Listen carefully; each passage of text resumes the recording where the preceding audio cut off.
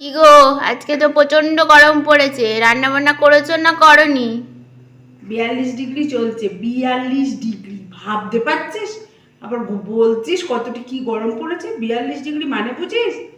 তার মধ্যেও আমাদের মায়েদের যা কাজ সেটা করতেই হয়। ভাত, এই যে ডাঁটা চচ্চড়ি, ডাঁটা, কলা ভাজা, আলু ভাজা, আর এই যে পাতলা মাছের ঝোল। মাছের ঝোলটা দেখেছিস? পাতলা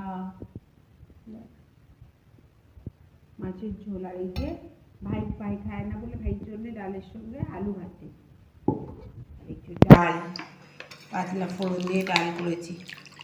ডালটা দেখেছিস? আবার ওই যে চাটনি, এটা চাটনি আছে, আমের চাটনি, আর দই। আমাকে দেখো।